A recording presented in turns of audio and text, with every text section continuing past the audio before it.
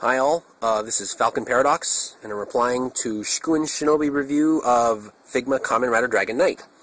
I really want to thank ShukuenShinobi for the great review he did on Kamen Rider Dragon Knight. I'm a huge Ryuki fan, nearly had a heart attack when I first saw the preliminaries of these guys, and 1 year later, what do you know, we finally got them. The purpose of this is really just to offer a second opinion, maybe a little bit of a rebuttal to give some second opinions on what I liked and didn't like about the figure. Really, it's asking yourself, is this figure right for you? I'm a bit of a perfectionist, so I'm going to grade him a little bit harshly. You have been warned. I agree with a lot of things that Shukuen said, especially about the posability. Shoulders are all on ball joints, and I really like the knee joints that bend all the way back, even if they look a little unsightly. The sculpt on the helmet, I think the most disappointing thing about the helmet, and I know you can't see this with my crappy camera, the most disappointing thing would be not having compound eyes, or even clear parts for that matter. I guess that's something you're just going to have to leave up to Bandai. The dull metallic red they have in there doesn't look entirely too bad. I'm an airbrusher, so I use a little bit of a clear red acrylic in there. Didn't like it, took it right up. They did a pretty decent job with the paint choice. But as far as the silver lines across the solid faceplate go, oh, not good. There's all kinds of inconsistencies, and I mean, you can really notice it like from a distance or when you're looking at it from like a sideways angle. Don't get your mind in the gutter there. About how they're not really consistent. Like I said, I paint my figures, so if you're not happy with the way it is, do yourself a favor, grab yourself a Gundam marker, black, and try to touch it up. That's the only thing I can really recommend, because doing the silver is a pain in the butt. It has a lot of bleed, where when the silver paint was applied, little tiny splashes with silver would come up here or around the collar, or even down here. This side black is very consistent. This black kind of trails off into silver. I don't know. Doing this kind of work is difficult when you're painting, because, I mean, you really got to get perfect in there. It's really a quality control problem.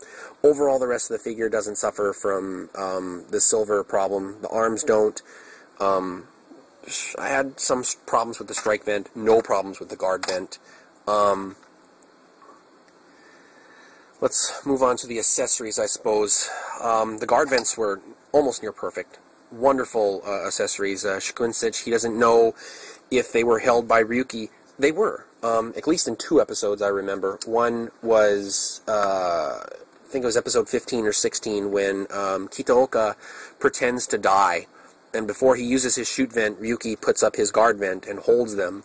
And another one was after Oja contracted Metal Gelis and used his final vent on Ryuki and Knight. They both used their guard vents to try to absorb the shock. But I do remember, and he does hold them kind of like this, like a real shield. He'll hold them up like that. So having them kind of clip on like that, I don't know. I didn't really care for that. I know they released some clip-on kind of thingies with Drag Rider from the R&M series or the Soushoku Henshin line series, but those bulged out a bit and they were kind of odd and stuff. But what can you do, really? As far as placing them on the shoulders and everything, that's complicated. I'm not going to do that. I let Shukuen do that. The strike vent, you know, the first time I saw it, I was like, dang, this thing is pretty small. Compare it to the Rider and Monster series. The size difference is definitely noticeable. Whoops. Definitely noticeable. Whoa, you can't even see that. That's the difference right there. So, yeah, major difference. And plus, I really like how this one captures, you actually see the arm sticking out, and it has this whole kind of part of the dragon neck. In the Rider and Monster series, or the Soushoku Henshin series, you never saw that. It was just one big ugly piece, and I'm glad that Max Factory went and did the detailed work on that guy. Let's move on.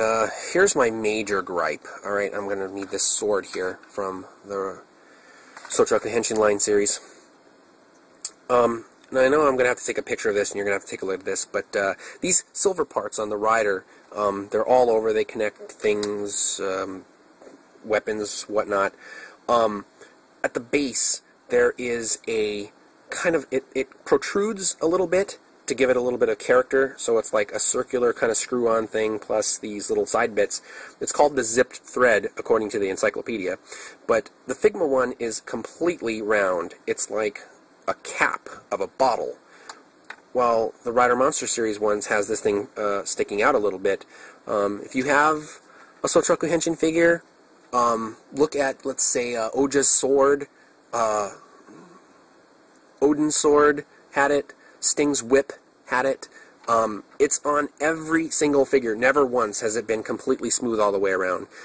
I noticed it. I thought it gave the sword character. Yeah, they dropped the ball on that one. And plus the last thing is that there's the dragon emblem right here on the sword.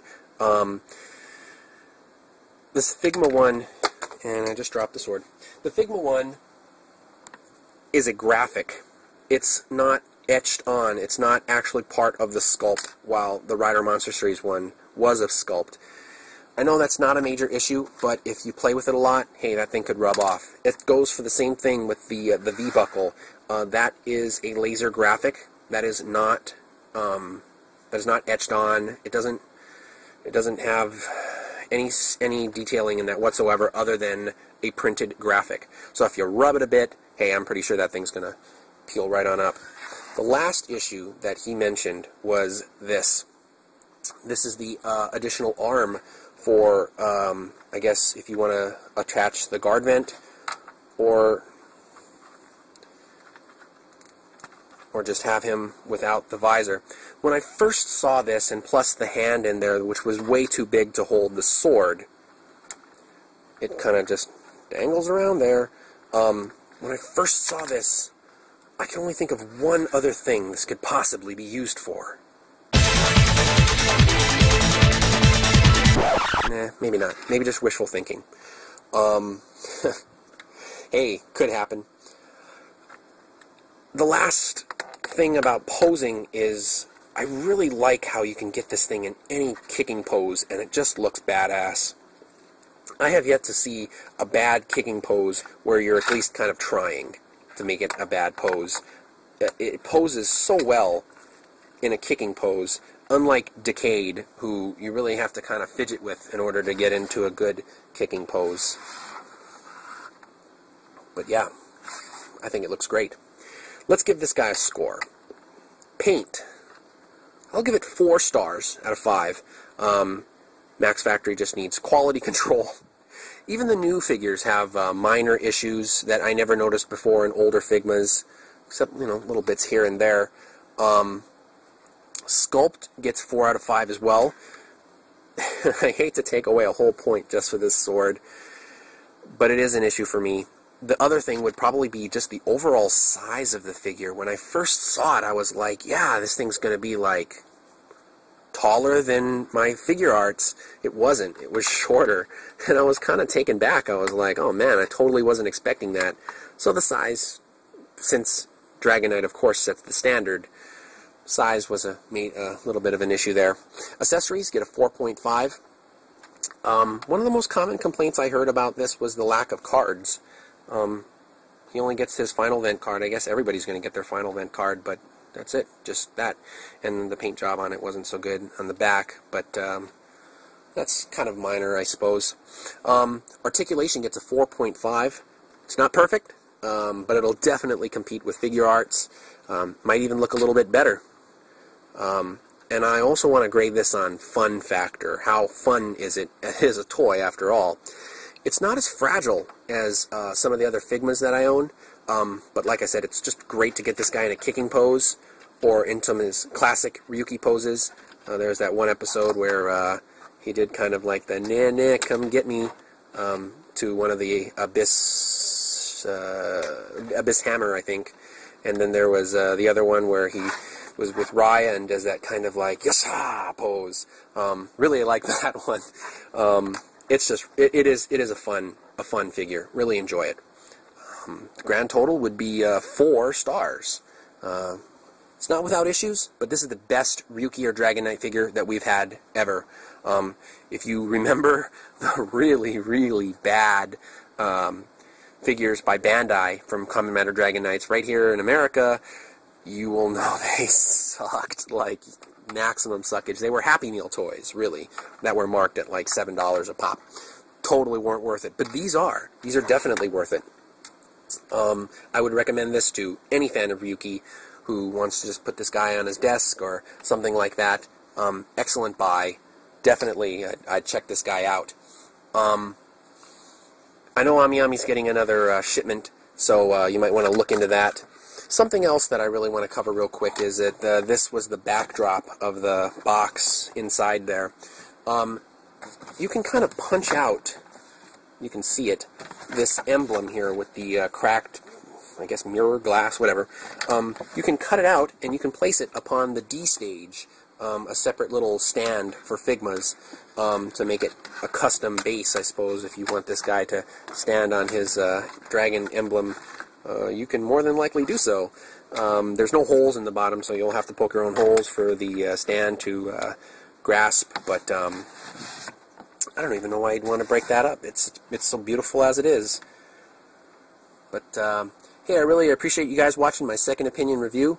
Once again, I'd like to thank ShukuenShinobi for his review, and a special shout out to Akdar for helping me get some motivation on this guy. Thanks a lot, everybody. Take care.